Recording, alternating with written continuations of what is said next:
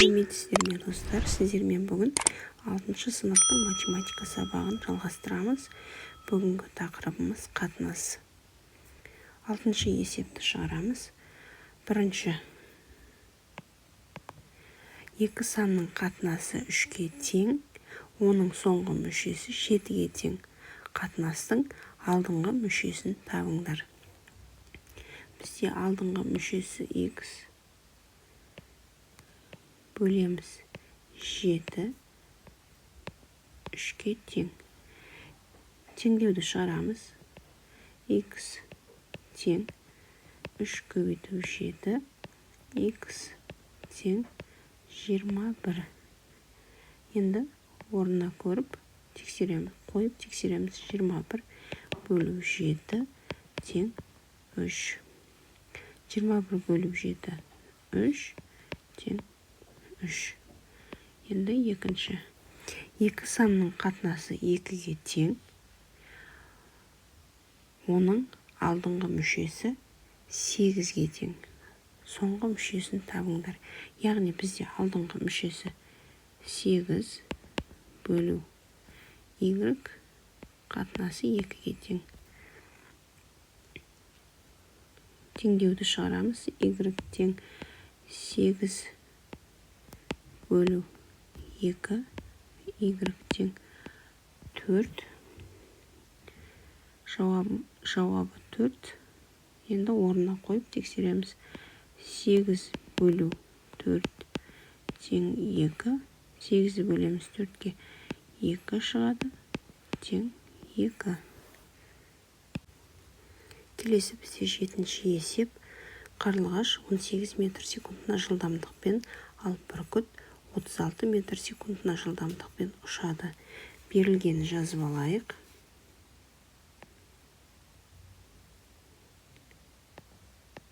Қарлығаш 18 метр секундына, бүркіт 36 метр секундына жылдамдықпен ұшады.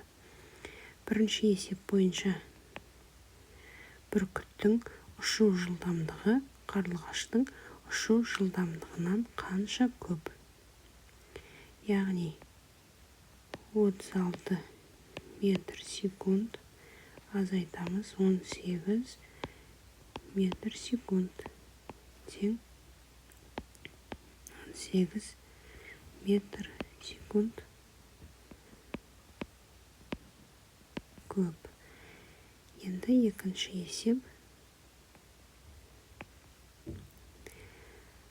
Бүркіттің ұшу жылдамдығы қарлығаштың ұшу жылдамдығынан неше есе көп? Есе көп деп тұр. Яғни біз бұл жерде бөлеміз. 36 бөлу 18 жазып аламыз. 36 бөлу 18. 36-ны 18-ге бөлсек 2 шығады. 2 есе көп. Үшінші есеп бойынша қарлығаштың ұшу жылдамдығы бүркіттің ұшу жылдамдығының қандай бөлігіндей?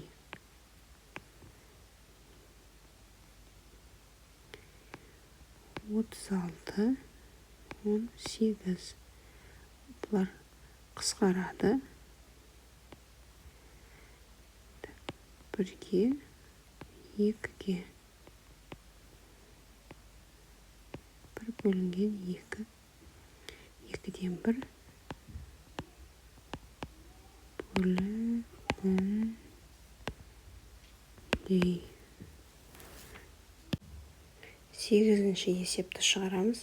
Қорапшадағы қызыл қарындаштар санының көк қарындаштар санына қатынасы 5-тен 3 қатынасындай.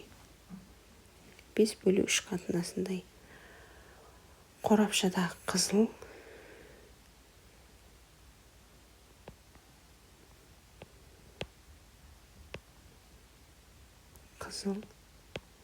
бөлінген көктің қатынасындай. 5 3.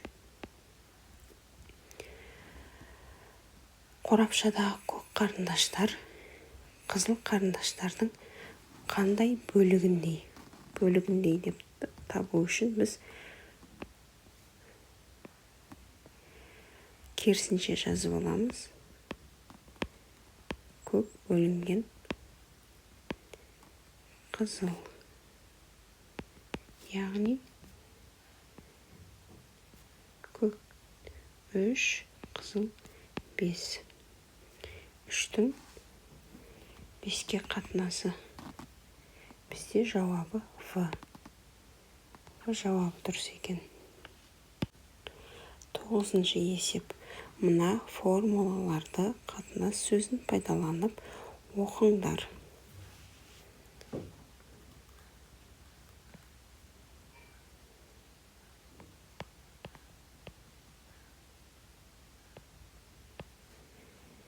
Енді оқып көрейік қатынас түрінде.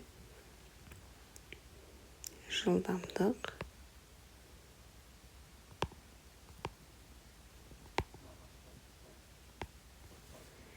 ара қашықтықтың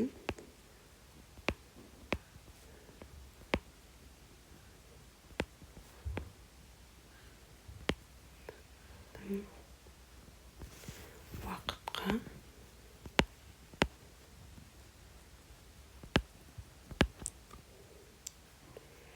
қатынасына тең.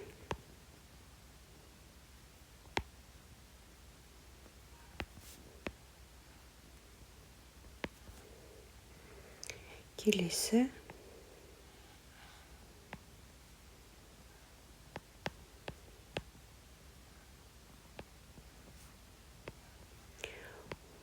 уақыт ара қашықтықтың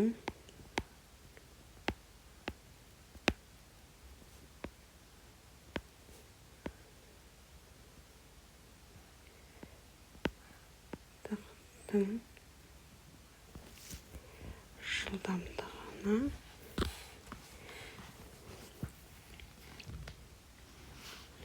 ара қашықтықтың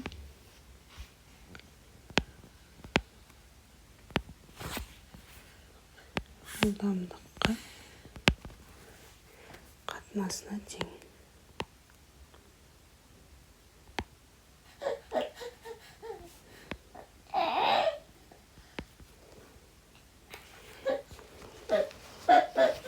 Келесі бізде А тең С бөлу Б.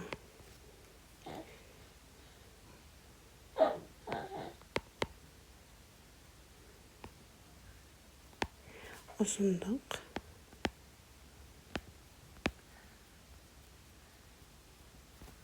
ауданның еніне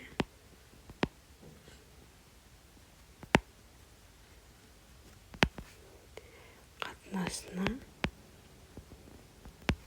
тең. Келесі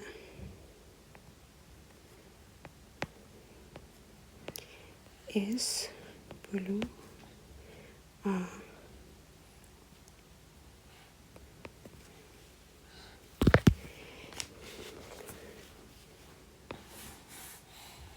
Ені ауданның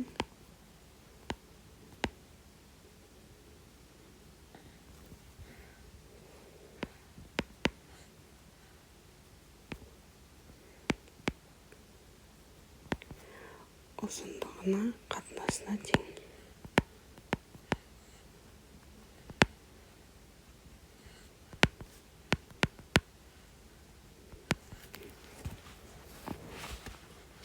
Келесі N тең С бөлінген А. N бізде тауардың саны.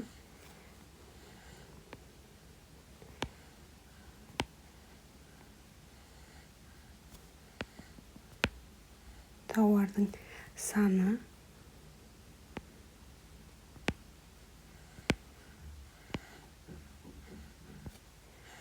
тауардың бір бөлігінің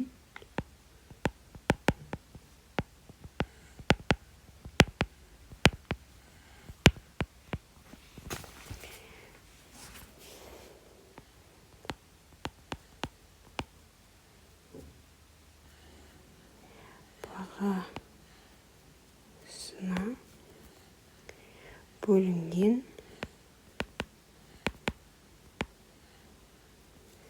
тауардың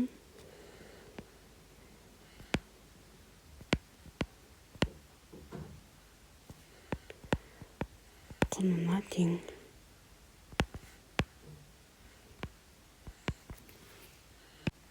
Келесі бізде 10-шы есеп. Есептеңдер. Біріншісін шығарайық. Пойыз 3 сағатта 255 км жол жүрді. Пойыздың жылдамдығын қатынас түрінде жаз. Бірінші есеп. Уақыт бізде 3 сағат.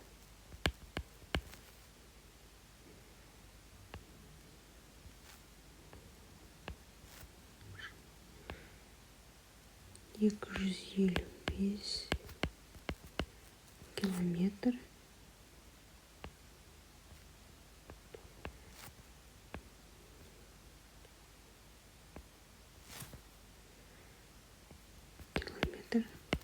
Сағат.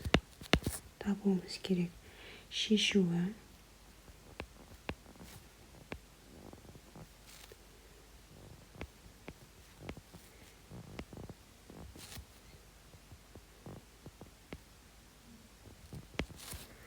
Тең 255 километр бөлінген 3 сағат.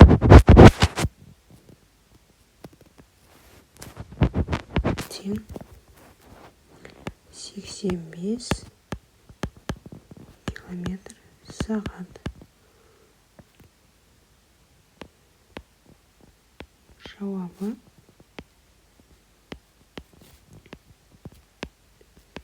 85 километр сағат. Екінші есеп. Принтер 12 минутта 108 бетті шығарды. Принтердің жұмыс өнімділігін қатынас түрінде жазыңдар.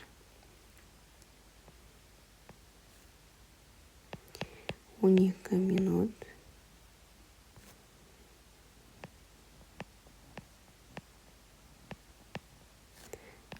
тең 108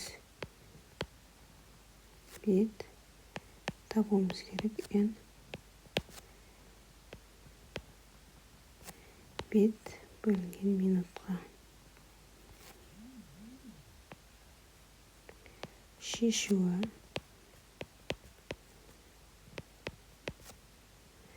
А бөлінген Т тең. Бізде А 108 бет. Т бізде 12 минут. Сонда жауабы 108-ді 12-ге бөлсек 9 бет минутына. Жауабы N тең 9 бет бөлінген минутқа. Енді үшінші есеп. 4 килограмм кәмпиттің құны 1500 теңге. Кәмпиттің бағасын қатынас түрінде жазыңдар. Бізде кәмпит 4 килограмм. Бағасы 1500 теңге.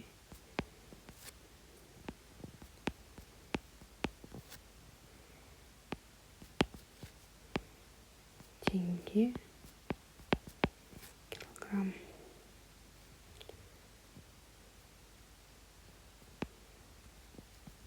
Шешуі: А тең С бөлінген N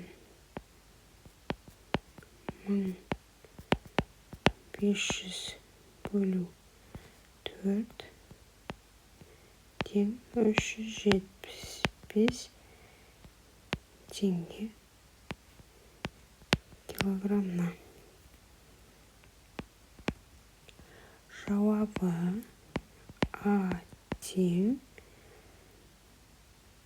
бір тауардың бағасы 375 теңге. 1 килограммы 375 теңге.